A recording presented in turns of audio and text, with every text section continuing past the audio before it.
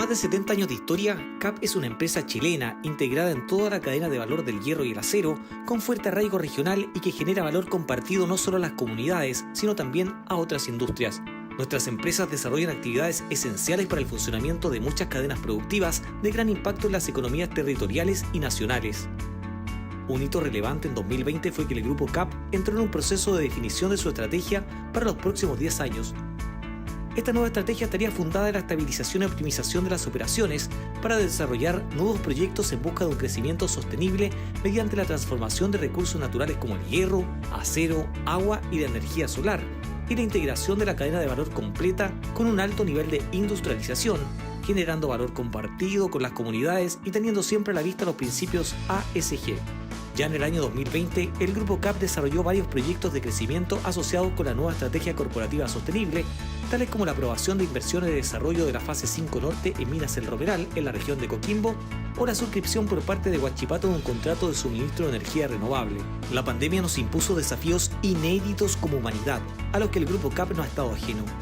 Con el imperativo de cuidar la salud y el bienestar de los trabajadores, adaptamos nuestras operaciones yendo más allá de las exigencias sanitarias de las autoridades, aplicamos medidas preventivas estrictas, algunas basadas en tecnologías de punta, brindamos apoyo psicológico y contención emocional para resguardar la salud mental de nuestros equipos. Junto con apoyar a las comunidades locales a enfrentar la pandemia, durante 2020 se invirtieron importantes cifras para prevenir contagios al interior de nuestras empresas. Nadie fue despedido ni suspendido a causa de la crisis sanitaria. Los permanentes esfuerzos en salud y seguridad permitieron que la tasa de frecuencia en 2020 disminuyera. No hubo accidentes fatales que lamentar. En la última década, Chile ha enfrentado un grave problema de escasez hídrica. Por ende, mantenemos el compromiso de recircular y disminuir nuestro consumo de agua. Para ello, entre otras cosas, utilizamos agua de mar desalinizada en la planta de aguas CAP en Caldera, abasteciendo con este vital elemento a todas las faenas de CMP en el Valle de Copiapó y a otras empresas de la zona. En línea con la nueva estrategia corporativa y la cultura ASG que estamos construyendo al interior del Grupo CAP, diseñamos un modelo de sostenibilidad transversal a todas sus empresas que guiará las actividades que desarrollemos durante los próximos años. Cabe destacar que por cuarto año consecutivo, CAP fue listada en el Dow Jones Sustainability Chile Index, así como en su versión latinoamericana. En materia medioambiental, en 2020 más del 94% de los residuos fueron reutilizados o reciclados. Además, 35% de la energía que demanda la fabricación de los productos de Syntax-Syke proviene de paneles solares instalados en los techos de sus plantas. Nos relacionamos activamente con las comunidades. En 2020 trabajamos con más de 3.790 proveedores locales, invirtiendo más de $350 millones en compras. Asimismo, más del 94% de los trabajadores son locales. En CAP adherimos a los Objetivos de Desarrollo Sostenible de la ONU, que nos proporcionan una guía estratégica para orientar nuestra contribución al desarrollo sostenible de los territorios y las sociedades en las que están insertas nuestras operaciones. Hoy, seguimos mirando el desafiante contexto con proyecciones de futuro. Continuamos trabajando en afianzar un Grupo CAP integrado desde el comienzo hasta el final de la cadena del hierro y el acero, e imaginamos una compañía vanguardista que con su actividad impulsa el desarrollo de una serie de factores complementarios para producir valor adicional en otras industrias, ejerciendo un rol crucial para Chile y el mundo. La transformación sostenible del hierro en los productos y soluciones de acero que las sociedades necesitan para progresar. Los invitamos a revisar nuestro 13º reporte de sostenibilidad en cap.cl.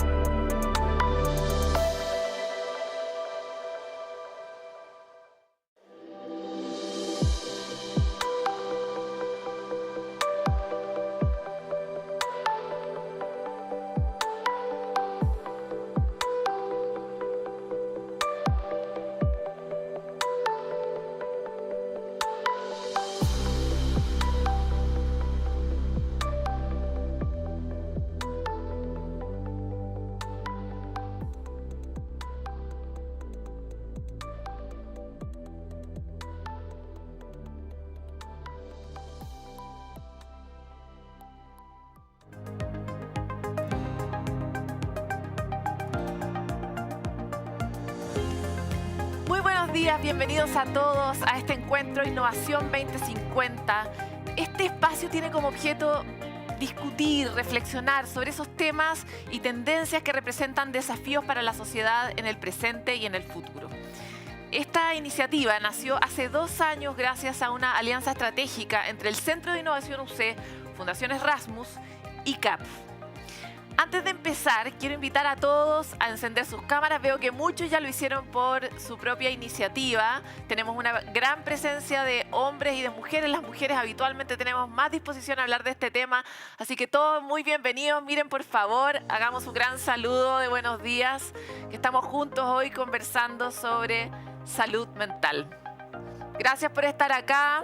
Esta es la forma que hemos encontrado para poder generar un vínculo, una forma más cercana de conversar de los temas que nos importan y que nos desafían en el mediano y en el largo plazo.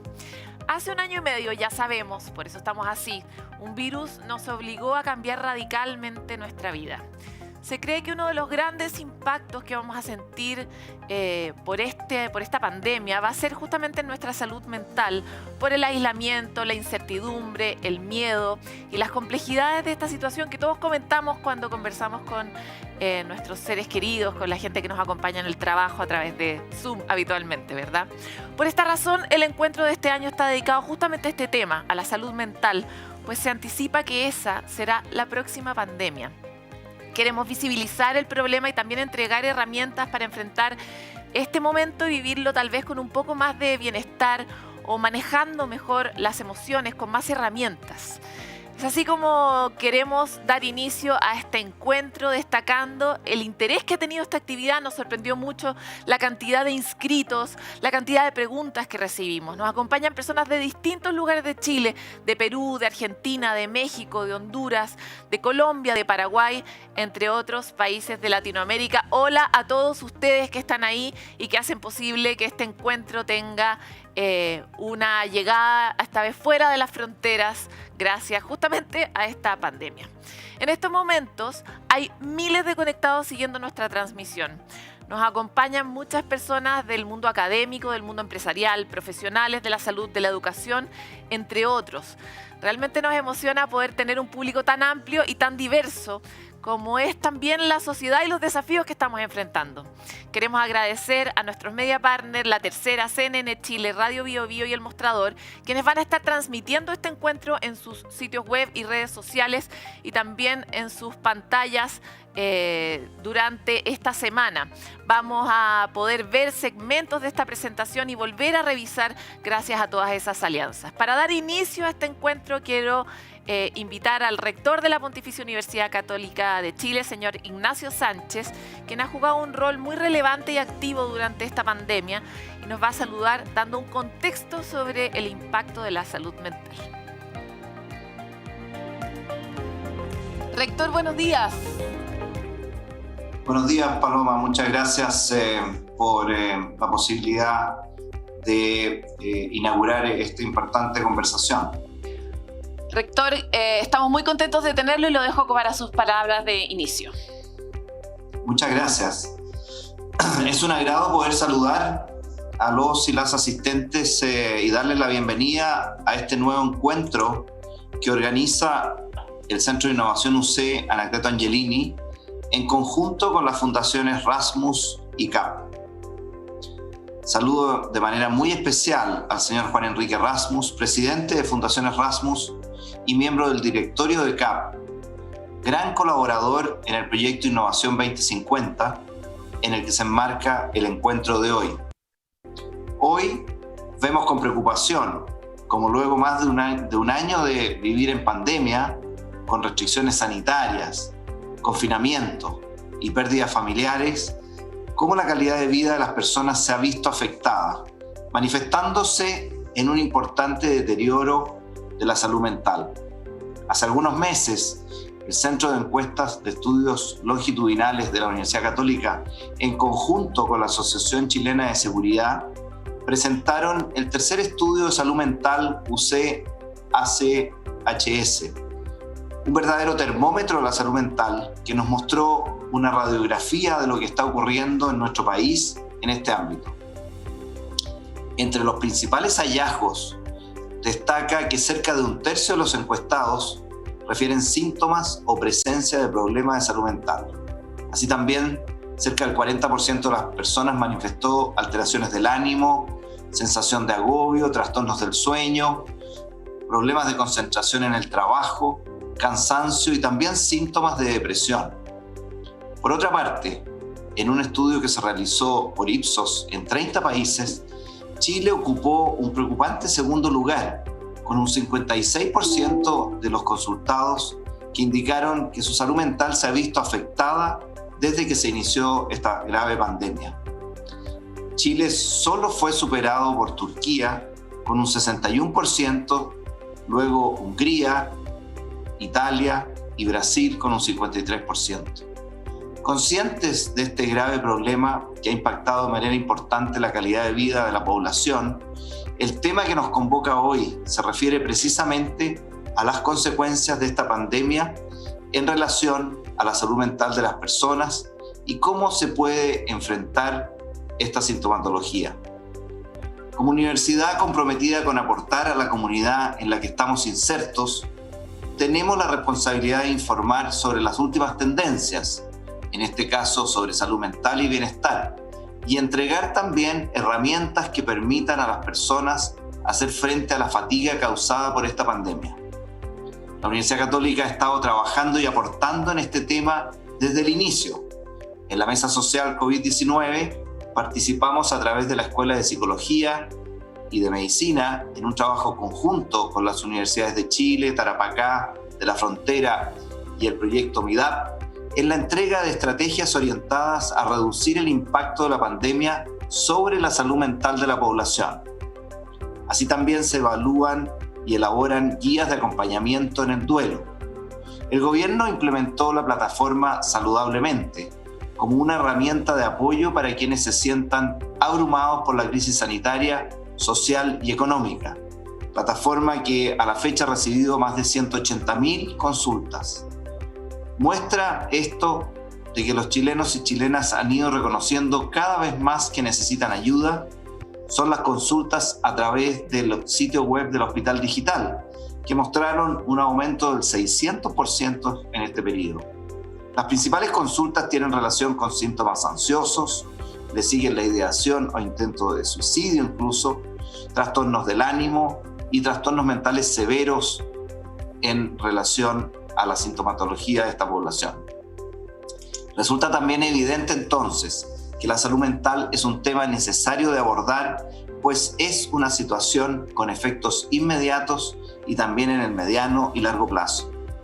Es por eso también que la Universidad Católica, al interior de nuestra comunidad universitaria, estamos trabajando de manera activa en un proyecto de reencuentro, bienestar y salud mental en tiempos de pandemia, porque consideramos que al interior de nuestra comunidad es muy importante preocuparse de toda esta temática.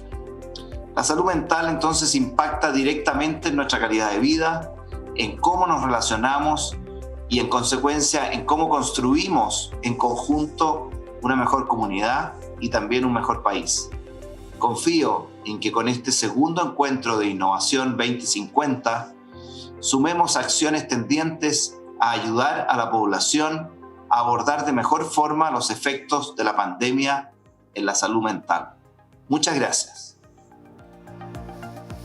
Agradecemos la palabra del señor Ignacio Sánchez. Aprovechamos también de agradecer el gran aporte que han hecho a este encuentro escuelas como la de Psicología, Medicina y Diseño de la Universidad Católica. A continuación quiero dejar con ustedes al señor Juan Enrique Rassmuss. Él es presidente de las Fundaciones Rassmuss y miembro del directorio de CAP. Desde el mundo empresarial, él ha querido poner una alerta sobre el impacto que la pandemia está teniendo justamente en la salud mental de las personas y cómo podríamos tener mejores herramientas también para enfrentarlo. Juan Enrique, bienvenido. Paloma, buenos días, muchas gracias. Gracias a todos. Quiero agradecer primero al rector Ignacio Sánchez por el apoyo que él ha dado a este encuentro y felicito a la UC por realmente el gran aporte que están haciendo durante este periodo de pandemia. Hace 2 años empezamos con estos encuentros de Innovación 2050 como un espacio de reflexión de las grandes tendencias y desafíos que debemos enfrentar. Si bien son temas complejos, queremos mirarlos esperanzados y optimistas desde nuestra capacidad de adaptación. Esto muestra la urgencia de acercar los mundos de la academia, las empresas y sobre todo las autoridades. Todos debemos trabajar unidos para encontrar soluciones a estos nuevos desafíos. Este año hemos querido poner una luz sobre el tema de la salud mental, que como describía el rector, ya muestra un deterioro inquietante y ya sabemos que impactará a millones de personas. Yo personalmente creo que desde el mundo empresarial debemos enfrentarlo como un tema prioritario, contribuyendo a crear ambientes de trabajo, de mayor bienestar, y para eso necesitamos liderazgos conscientes de estas transformaciones. En lo personal, nuevamente, creo que hay una gran oportunidad de mirar a estos desafíos para fortalecernos, robustecer nuestros valores y jugar un rol de relevancia en los territorios donde desarrollamos nuestras actividades. Muchas gracias. Muchas gracias, Juan Enrique. Claramente necesitamos encontrar una forma de enfrentar estos desafíos de una forma sistémica, en colaboración del mundo académico, de la empresa, los gobiernos, la sociedad civil, va a ser fundamental. También ser bien conscientes de cuál es nuestro impacto como líderes dentro de los entornos en donde estamos, ¿verdad? Pues el renombrado escritor y ganador del Pulitzer, Thomas Friedman, nos acompañó en 2019 en Innovación 2050 y hoy también quiso estar presente. Hello, Chile and Latin America. It's a pleasure to greet you again. I'm Thomas Friedman, and exactly 2 years ago, I was in Chile with the Rassmuss Foundation, CAP, and UC Innovation Center for the first version of Innovation 2050, presenting my book at the time, Thank You for Being Late. In 2 years since, the acceleration I talked about during that event has only increased. And the pandemic has brought the effects of the globalized world we live in now to everyone's front door. We've also had to put our adaptation skills into practice and indeed redouble them, which have become essential now for every company, country, family, university, and any public institution to survive or thrive in this difficult moment. This new reality requires us to tackle issues that humanity has faced before, but are also now being redoubled, and one of those is mental health. I'm very pleased that you continue to reflect on these issues and their effect on our society, and that you're having the opportunity to have your group be addressed by one of the greatest experts in the world on this mental health challenge, Professor Daniel Goleman. I hope this chance for reflection and this call to action for companies and societies at large to rise to the adaptation challenge of our time, I hope it is met in Chile, met all across Latin America, and that all of you will be thriving in the coming year. Wish that I could be with you. Hugs to everybody in Chile and Latin America. Tom Friedman. Agradecemos a Thomas Friedman por su excelente charla en 2019. Yo estaba ahí como público.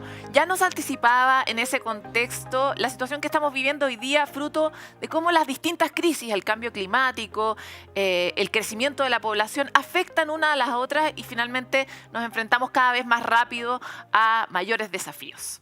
Les queremos recordar a todos los que están participando en este encuentro que es fundamental justamente su participación. Los queremos invitar a unirse a la conversación utilizando el hashtag La Otra Pandemia y el hashtag Daniel Goleman. Los invitamos también a participar utilizando también sus propias redes sociales en contacto con las nuestras. Recibimos ya más de 1.200 preguntas y comentarios por parte de ustedes.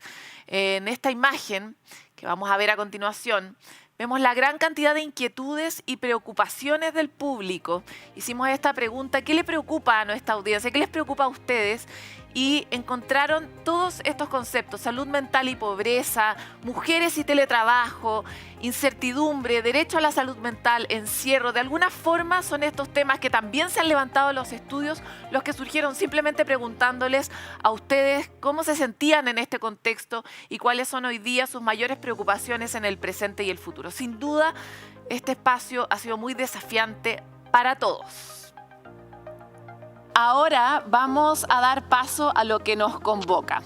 Hoy vamos a tener esta charla que habla de la otra pandemia, de la pandemia de salud mental Y es el momento justamente de dar paso a nuestro gran invitado en este set virtual, de conocernos virtualmente como acaba de ocurrir y como nos encontramos con ustedes.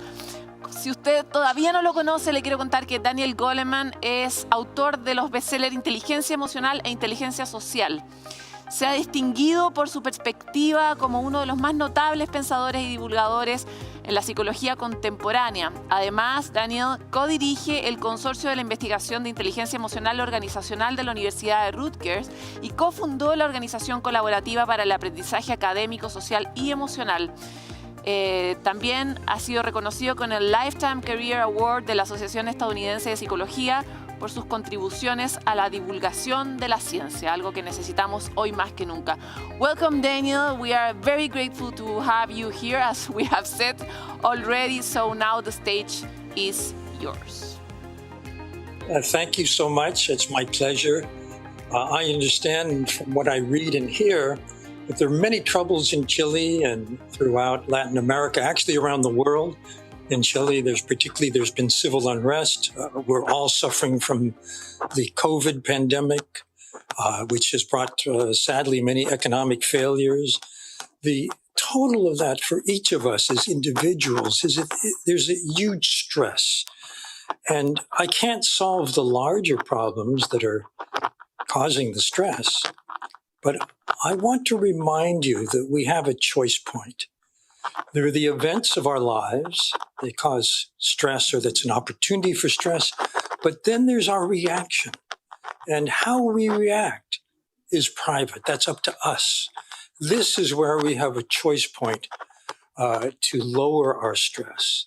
And that's what I would like to share with you today. I'm speaking both as a psychologist and as a science journalist.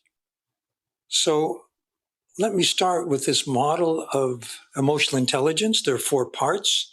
The first part is self-awareness, knowing what we're feeling, why we feel it, how it impacts how we can act, how we're thinking about things. Second part is self-management.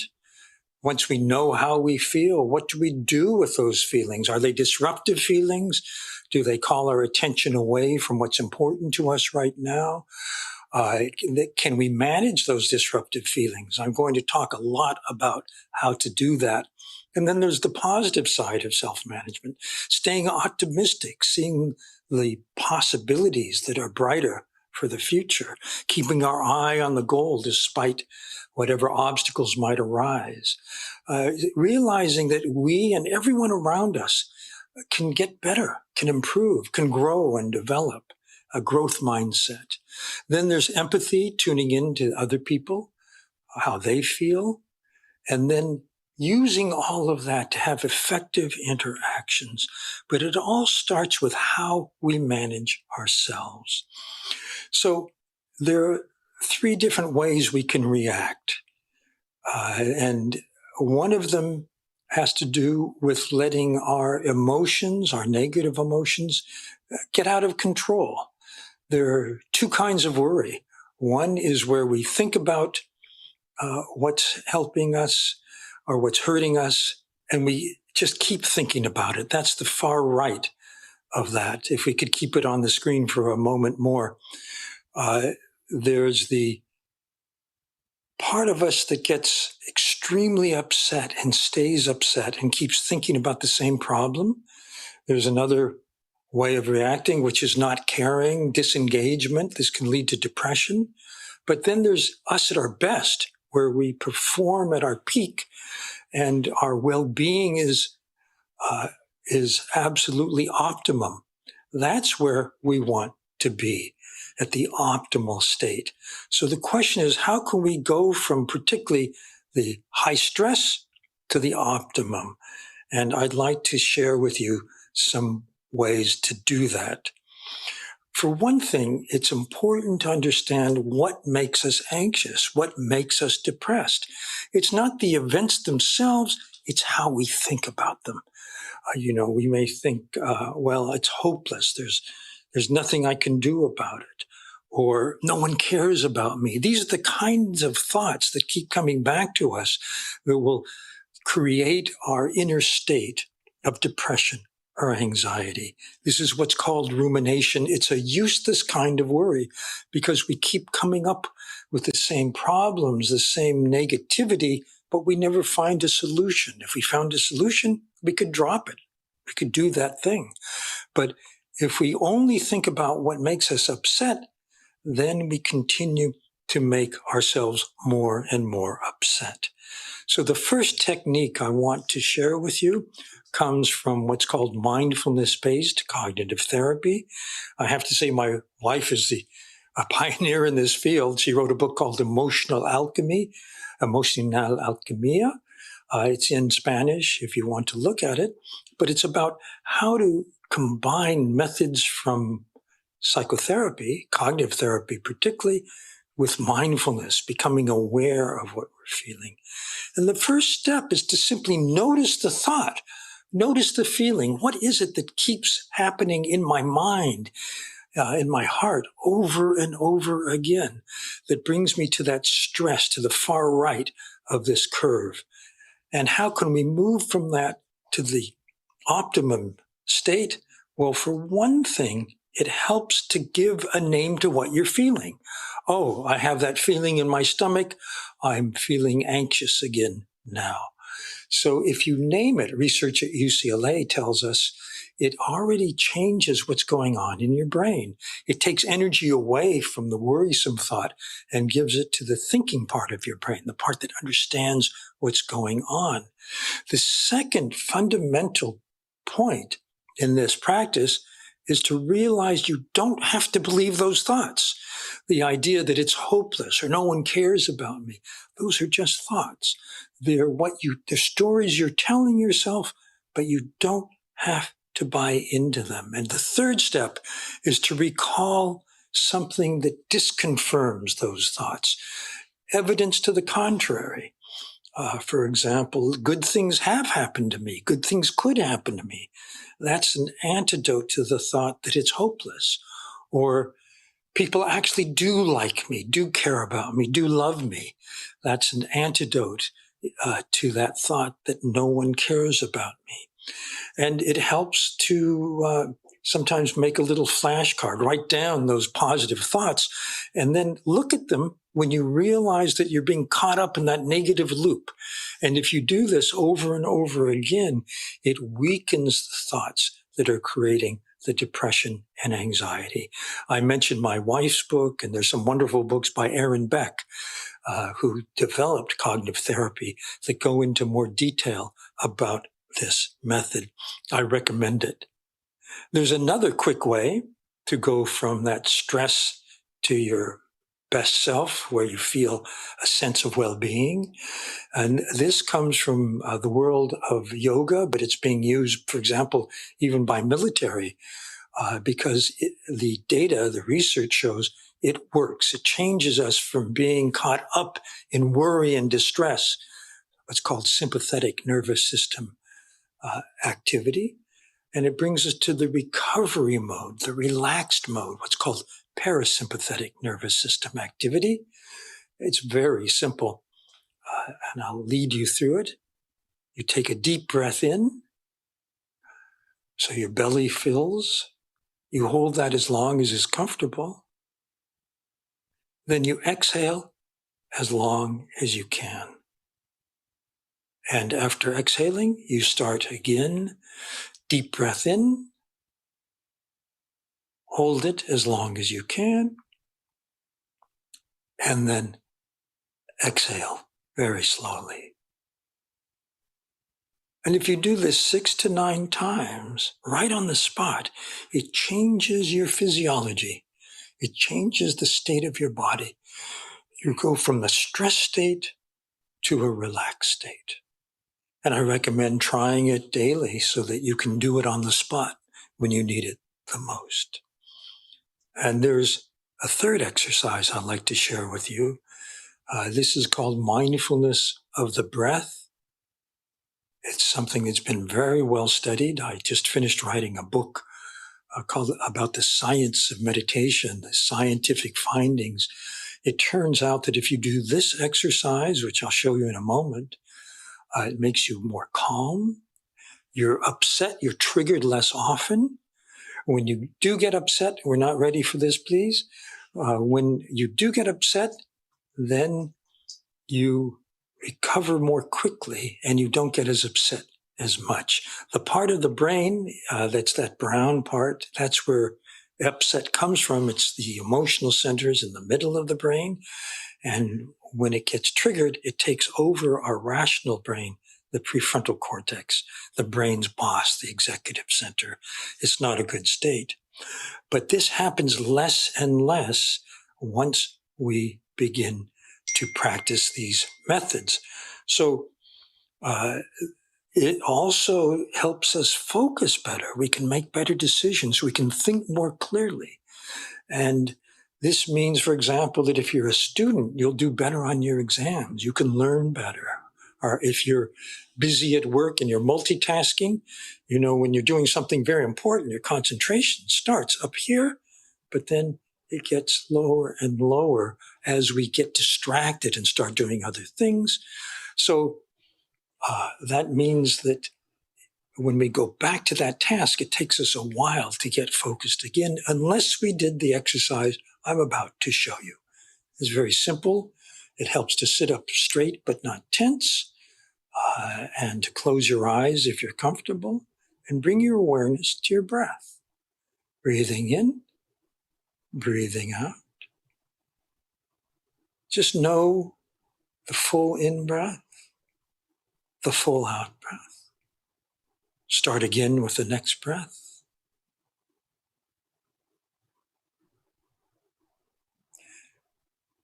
Be fully aware of the sensation of breathing. Breathing in, breathing out. When your mind wanders off on some thought and you notice it wandered, just bring it back to the next breath and start again. Breathing in, breathing out. Sometimes people count their breath to help them focus. 1 on the in-breath, 2 on the out-breath, 3 on the in-breath, 4 on the out-breath. And this helps calm that center that's there in brown, the emotional brain. And in fact, if you do it daily, we find it makes you less likely to become stressed, to become depressed. So this is a very powerful method if you do it. And we find that the more you do it, the better it works. I want to talk to you about the social brain. And I'll start by telling you about a famous study that was done with seminary students. People are studying to become ministers and priests. And they were given a topic for a sermon they were going to practice and be judged on. And one by one, they went to another building to give the sermon. Half the students were given the parable of the Good Samaritan, the person who stopped to help the stranger in need by the side of the road. Half of them had other topics from the Bible. And then as they went across from one building to another, they passed in a courtyard a man who was bent over and moaning in pain. And the question is, did they stop to help the stranger in need by the side of the road? More interestingly, did it matter if they're thinking about the Good Samaritan? Actually, it didn't. The most important thing was that they felt they're under time pressure. If you're time pressure, no way you're going to notice that other person. And this is the point. There's a spectrum of awareness that goes from being self-focused, being completely immersed in what my to-do list is, the practice sermon, what I have to do next. You don't notice other people. But then you might notice, you might tune in, you might empathize, you might see that person needs help, and then you might act compassionately. You might help the other person. And this has to do with the social brain. This is very important, newly discovered in neuroscience. It turns out that the front part of our brain has many circuits that are designed to tune into the brain of the person we're with and form an invisible brain-to-brain link. It's instant, it's unconscious, it's automatic, and it tells us what the other person is feeling, what the other person is doing, what they intend.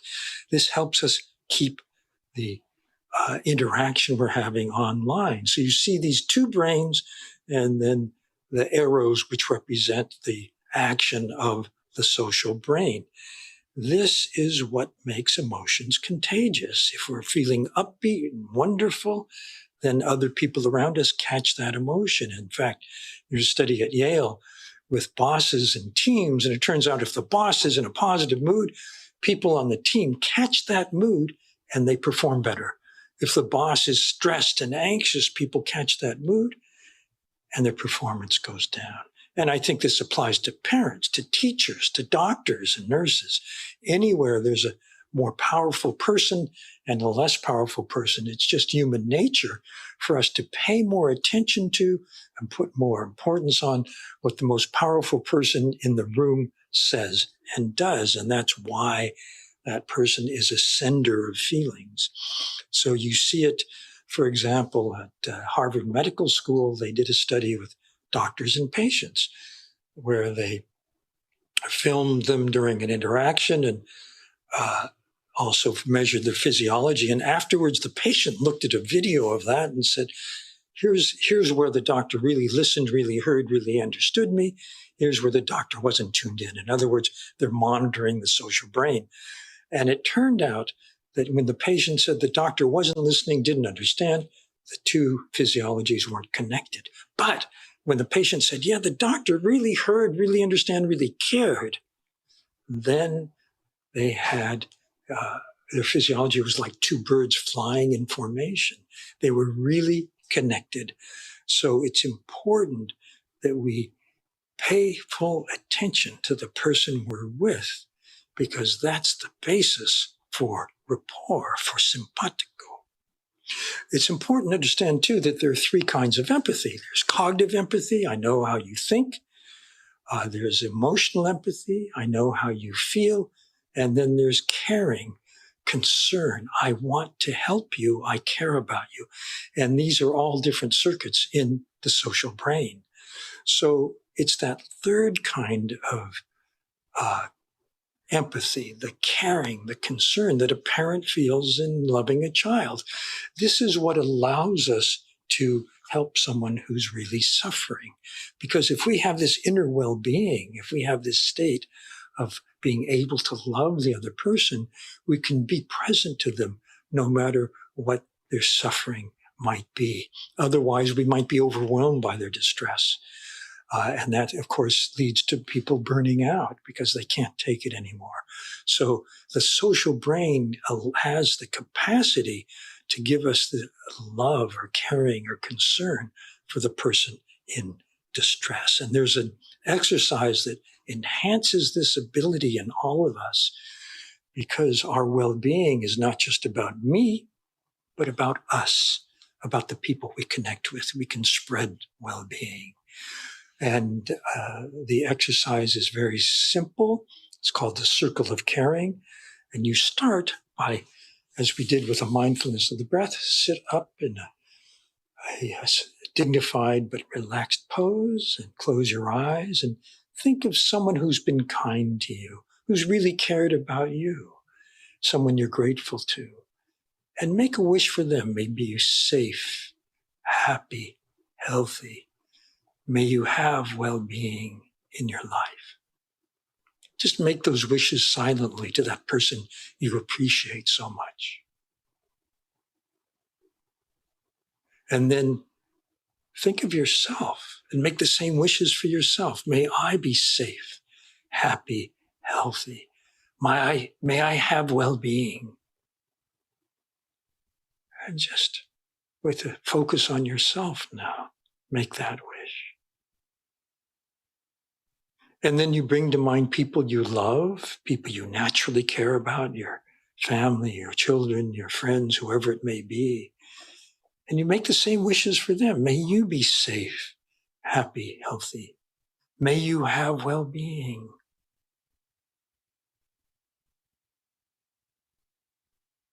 And then you broaden the circle to include just acquaintances, people you run into but don't really know, but strangers even. But make the wish. May you be safe, happy, healthy. May you have well-being. And then finally, you can make that wish to everyone everywhere. May you all be safe, happy, healthy.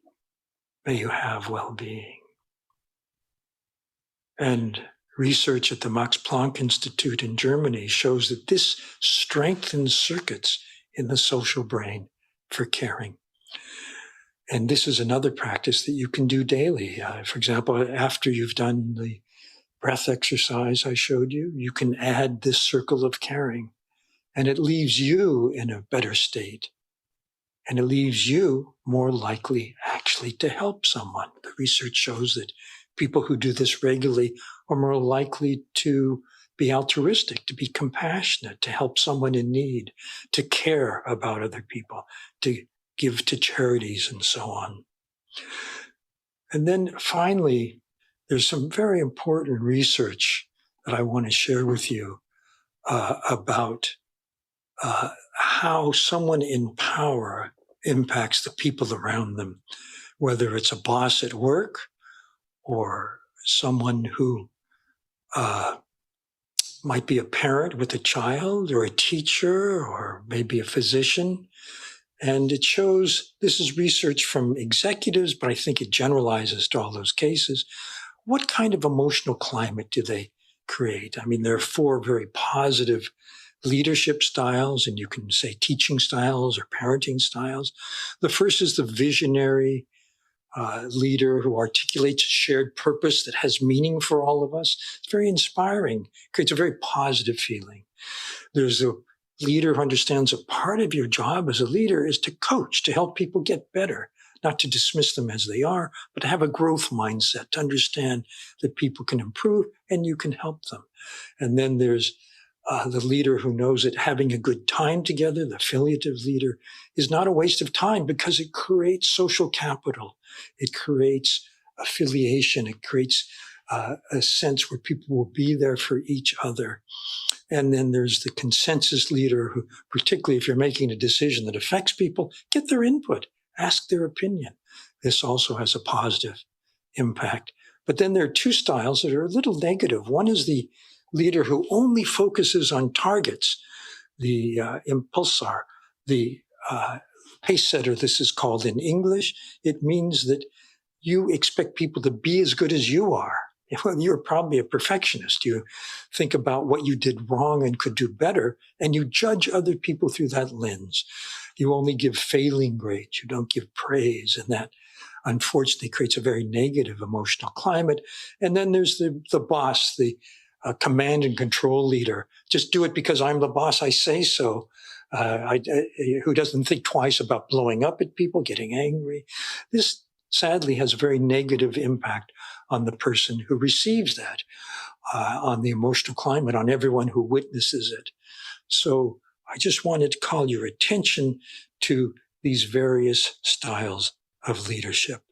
And I think with that, I will close my remarks, and I look forward to our discussion.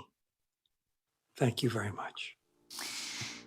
Thank you very much, Daniel, for your inspiring presentation. We have heard you with so much attention. It has been a very peaceful talk. It's not very usual to us to hear someone talking in this way. So it's very new, but very. We really thank you for that. I would like to talk with you about some ideas that appears during your presentation. First of all,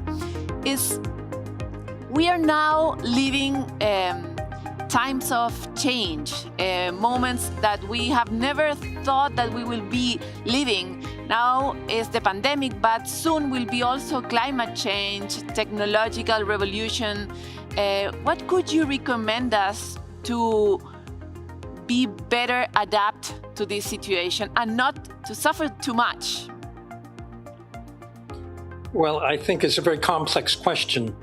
Particularly, I think the most urgent global issue is going to be climate change. Right now, I'm in the middle of a heat wave. I live a little north of New York City, and we're having our summer.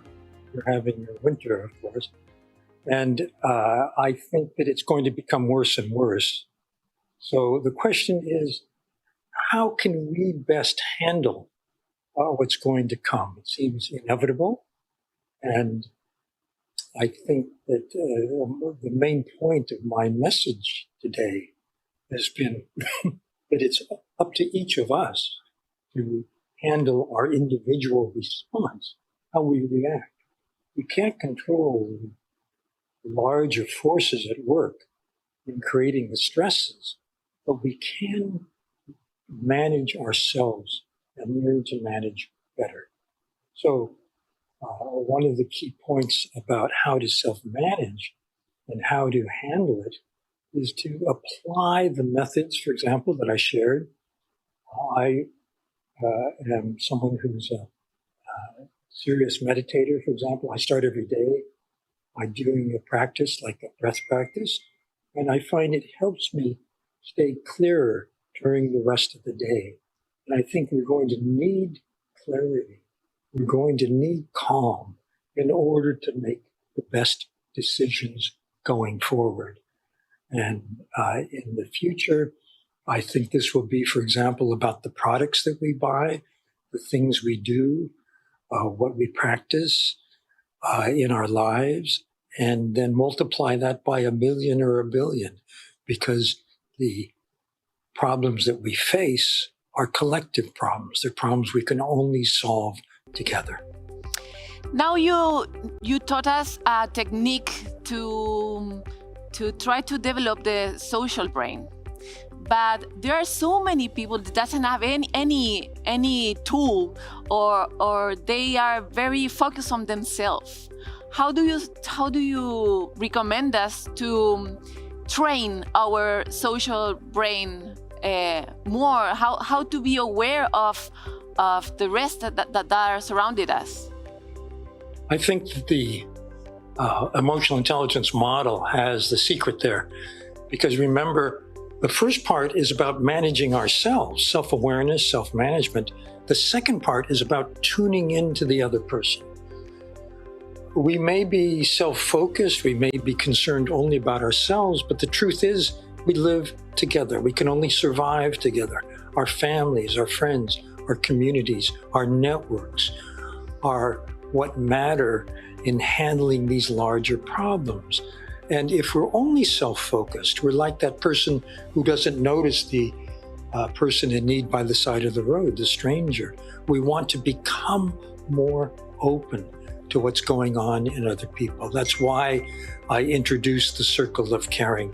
That's why it makes such a difference to tune in to the people around us. And that practice, which includes, by the way, focusing on ourselves and wishing ourselves well-being, wishing ourselves safety, health, happiness. We want to extend that to the people we care about and even beyond. And that changes the social brain. It makes us more capable of that caring, of that compassion, finally, because I feel each of us has a set of talents. Each of us has strengths. Each of us has things we love doing. And each of us has some sense of wanting to help the people we love, or maybe even the greater good, the larger community. If we can align those three things, what I'm good at, what I like doing, what I love doing even, and helping myself, helping others, then that creates in each of us a sense of well-being, a sense of satisfaction about the actions we take.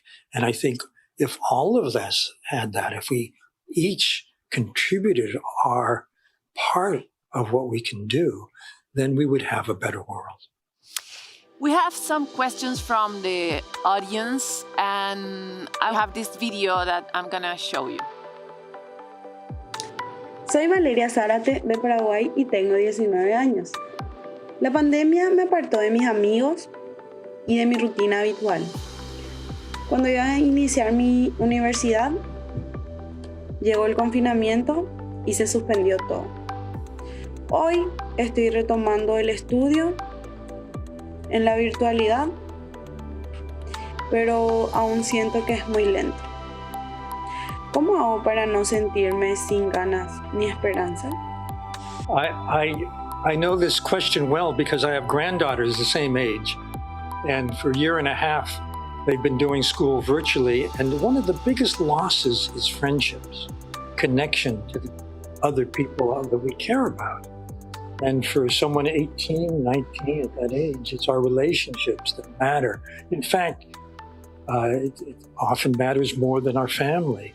Our friendships are really important. And being able only to communicate by phone or by Zoom or not at all is a big loss. Of course, it's only temporary, but even so, it hurts. And this disconnection is one of the big sources of stress. I talked about the social brain. There's a sad fact that the social brain is designed for in-person connection. When we're on any teleconference program, the computer is actually not designed well for that, because to have eye contact, which is what really makes a connection strong, you're not looking at the image of the person. You have to choose. Am I going to look at the camera or the person? And of course, it gets worse as you go on phone. You have no image of facial expression, which communicates what they're really feeling. And if it's text only, then there's a danger, particularly if you don't know the person well, of misunderstanding, misinterpreting, and getting emotionally triggered. So I think the answer in this difficult situation is to make more effort, to reach out to our friends more, to call them, to connect with them in whatever way we can, and to do it more often, because it's become more important in this situation of a vacuum, of a void, of personal connection. It's more important to have whatever connection we can. Well, in fact, right now it looks like harder because technology has been, during this pandemic, a coin of two sides. In one hand, it has allowed us to stay connected, to relate, to work, to study, but it also generates fatigue and frustration. And we spend so much time knowing the world through a screen. So what's the balance point, and how can we cultivate kindness through a screen, throughout the screen? Yeah, and I think it starts with cultivating kindness for ourselves, our own well-being, taking time between Zoom calls or whatever screen you're facing to restore yourself, whatever that may be. Being with your favorite pet, being with a child, remembering your breath, coming back to the present. These are restorative things that you can do. And if you restore yourself, then you're more able to be present in a positive way for the other person, whether it's by technology or actually in person. Who you are depends on your internal state. What you're able to give depends on that too. So your own well-being helps you foster the well-being in other people. Why should someone that hasn't known yet the good part of being kind, and he has or she only learn how to fight or how to defend himself or herself from the world, how can you take that and put it on the trash and rebuild yourself? How can you do that? It looks like a huge thing, no? Yeah, it's a very difficult challenge that you're talking about, but there is a way, and it has to do with trust. If the person who's been so defensive that they've been on the offense, they've been fighting their way through life, develops a relationship with someone who they really can depend on, who really cares about them, who they can trust, that's the start of their building a more positive way of relating to the world. Sometimes this comes from a religious experience. Sometimes it comes from a reparative relationship, being with a partner who cares about you, who you don't have to be defensive with, who you don't have to fight. This helps teach a person how to connect in a good way with other people. But I think you're right. I think that particular challenge means it takes a longer time. It's a bigger, longer road that someone has to travel in order to get there. But it's doable. Now I have another question. He's a teacher, and I'm going to show you the question, and then we continue this conversation. ¿Qué trabajo deberíamos hacer como unidad educativa para que esta etapa de pandemia sea de aprendizajes significativos y no de malos recuerdos? That's such a wonderful question. It is. I am a champion of what we call social emotional learning, which is teaching children, students, even university and graduate level, how to take care of themselves, how to care for other people, how to tune in. And it's added on to the standard academic curriculum, doesn't really take much time away, but it makes sure that people continue to develop as a person, not just accumulating knowledge through school. And I think during this pandemic, during this virtual education, it's particularly important to have these lessons continue so that we build stronger strengths in how to be a positive person, how to be a calmer person, how to be a caring person, how to be kinder. So I think we need to pay attention to this dimension of human development, even under the pandemic and the lockdown and virtual education that's going on. I think it becomes even more important to help students and help each of us strengthen this part of our inner resource. Yeah, maybe it's time to teach those values that we lost in the past, no? Like kindness and all the things that you are saying. What recommendation would you make to teachers who are very demanding and stressed to better handle the situation on a personal level, but also to be greater contribution to their students? Well, I think you're talking about teacher stress, which is a real factor. It's not easy to teach virtually when you've been used to teaching face-to-face in the classroom. So it's an added difficulty to think, how can I give the same lesson online, for example? Sure. So I think that teachers particularly, or professors, would do well to add to their daily routine some way to manage their stress, a self-management strategy that helps them stay more calm while they're dealing with this enhanced intellectual demand for teaching online. So I recommend the methods that I shared. They do work. There's a lot of science behind them, and use them daily. And the more you can do it, the better off you'll be, no matter what your challenge is. And by the way, this goes way beyond the challenge of teachers. I think all of us are challenged today. And so I think each of us would do well to be kind to ourselves, to enhance our own well-being by increasing our inner capacity and adding some of these exercises to our daily routine so that we can face the struggles, face the stresses in a better place. Daniel, we have another question from a new person. She's in a particular situation. I want you to hear her, please. Hola Daniel, soy Leonor Fernández. En este mes cumpliré 90 años. Estoy en un largo confinamiento por temor a los contagios. ¿Qué consejos nos darías para volver a retomar nuestra vida y superar el cambio que significaría esto para nosotros? I think I understand the situation very well. My wife's mother is almost 90, and She has not been vaccinated, so she's in the same predicament. And I think the first thing to do is to protect yourself, not to put yourself in social situations or any situation where you might be exposed to the virus, to COVID-19. That's number one. The second thing to do is to be kind to yourself, to manage your own anxiety about the situation.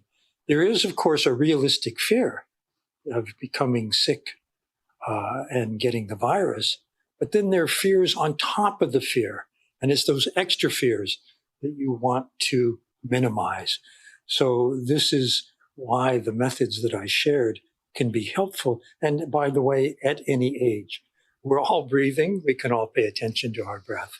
We can control our breath in ways that help minimize our anxiety, our panic, our worry. And I recommend that. So remember, there are two kinds of worry. There's the realistic one. You want to make sure you're safe. I think that's important. But then on top of that, there's the fantasy about what might happen, all the extra worries, or worries about our loved ones. What about them? Worries about the state of the world. And it's these that we can reduce in terms of how they upset us. I think that's important too. Let's travel to the company's world and let's think about what you said at the end of your presentation. What kind of leadership do we need for the future? Because we're so challenged, no? Everyone is changing their old lives, and now we need new companies, more adaptable, more flexible maybe. What do you think about it? What kind of leaders do we need? I think that leadership is going to become more important going into the future. Remember, I talked about how emotions are contagious from the leader outward. So leaders need to start by leading themselves, by managing their own feelings, not letting their own anxieties take them over, but rather staying positive, staying hopeful, seeing that things can improve, and staying nimble, staying agile, being adaptable, because the challenges are increasing, they're shifting all the time, which means that there are always new opportunities for business. Something that you've been doing may not work so well anymore, but what could you be doing? What are your strengths? What are your skills? But once you have that sense of strategy and how to nimbly change your strategy going forward, as a leader, you can only get there through your people. You have to communicate. You have to inspire. You have to tell people what the possibilities are going into the future. So it means that a leader needs to stay positive and communicate that positivity. There's another thing leaders can do, and that is to articulate a shared mission that is inspiring to other people, a sense of purpose, a sense of meaning. And by the way, this will be more and more important in the future. Younger generations, millennials, Gen Z, are saying, for me, it's more important that I find work that matches my sense of purpose and meaning than I just make a living. And particularly talented people, the most key people for your company, are going to want your organization to have a purpose that suits them, that makes sense to them, that compels them, that inspires them. So, for example, as the global warming crisis increases, it's important that your organization or your company have, as part of its strategy or mission, ways to counter that, because younger people will care more and more about that. So I think that from a leader point of view in a company, a few things. One is manage yourself. The second is inspire your people.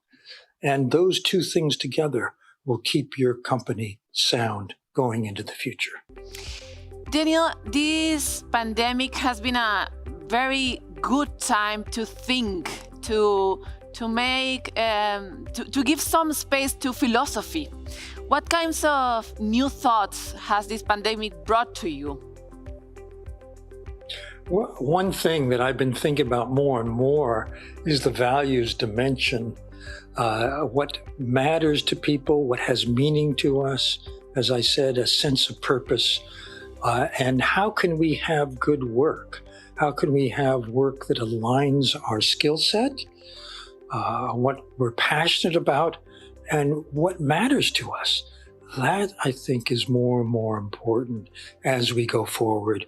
And I think that there are a few things that companies will need in the future, leaders will need in the future.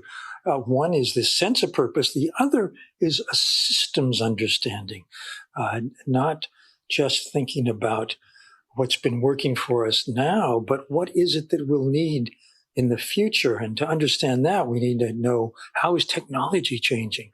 How is the culture changing? How is the economy changing? How is my business changing? How is the environment changing? We need to put all of that together in a systems understanding. And I think this too is going to be increasingly important. We are finishing this conversation, and I would like to know, what is your optimistic view of this period? Do you think that you have taken something from this moment of the history that it looks so sad and so difficult, but we're changing? What do you think is good of this moment for humanity? I feel that having stopped everything in the lockdown situation means that we can restart in a new way. And I'm hoping that this will be the case. My optimism, which I have to say is something that I tend to go for rather than pessimism, my optimistic outlook is that when we start again, we'll rethink what's important, we'll rethink what matters, we'll rethink what is for the greater good, not just for myself. Of course, we have to take care of ourselves and our families, but beyond that, what can we do which will help everyone as we face the problems going into the future? Thank you very much, Daniel. I wish for you a good life to be here, for you, for your family, and for all the people that I don't know but is surrounding you. I hope you have a great life. Thank you so much. I'm happy to say that I'm in a lucky situation, but I wish that for everyone. And I wish we all had that. Agradecemos a Daniel Goleman por el tiempo que ha compartido con nosotros y las valiosas herramientas que nos deja para lograr tal vez un mayor bienestar desde la realidad y las posibilidades que cada uno tiene, ¿verdad? Sin olvidar que hoy más que nunca necesitamos conversar de salud mental para resolver problemas en conjunto, recurriendo al diálogo, a la empatía y a la compasión, valores que, como la amabilidad que comentábamos, han quedado tan atrás, ¿verdad? Tenemos que agradecer a todos ustedes que han estado ahí, por toda la participación que han tenido, por los comentarios a través de las redes sociales, de cómo nos han acompañado a través del país y del mundo de Latinoamérica. Todos ustedes que están ahí, muchas gracias. A ustedes también les deseamos que tengan una linda vida, que estén sanos y que tengan bienestar y logren aprender tal vez de esta charla lo que hemos aprendido nosotros. Ojalá haya sido bueno para ustedes. Les quiero decir gracias a todos. Chao, chao u hola a los que quieran saludar. Muchas gracias por estar con nosotros virtualmente. Tenemos que encontrar nuevas maneras de conectarnos, de secretar endorfinas, de sentirnos y querernos, aunque sea de forma virtual, ¿verdad? Con esta imagen hermosa de todos juntos, queremos empezar a despedir este evento. Este contenido va a ser emitido por CNN Chile y va a quedar disponible en el canal de YouTube del Centro de Innovación de la Universidad Católica. Nos vamos a quedar ahora con una de las reflexiones que nos trajo Daniel Goleman y queremos compartir con ustedes. Y dice: cuando empecemos de nuevo, repensemos lo que es importante para todos mientras enfrentamos los problemas avanzando hacia el futuro. No vamos a tener una pausa definitiva que nos permita hacer un nuevo plan. Esta pausa, esta forma de encontrarnos es lo que nos permite imaginar tal vez con otro tempo, con otra reflexividad, un futuro diferente para nosotros. Pero los cambios van a seguir viniendo, como dijo en Innovación 2050, en la charla anterior, Thomas Friedman, ¿verdad? Van a seguir los desafíos para adelante y por lo mismo tenemos que ser capaces de pensar en colectivo, ayudarnos, estar juntos, mejorar, pensar en nosotros mismos, aprender a mirarnos y al mismo tiempo mirar los desafíos y tratar de dar lo mejor para que esto de verdad sea una sociedad mejor para todos, ¿verdad? Gracias a todos ustedes, gracias por acompañarnos. Nos encontramos más adelante, ojalá, en otra Innovación 2050 para que ojalá en el 2050 estemos cada vez mejor. Gracias a todos. Chao, chao. Que les vaya bien.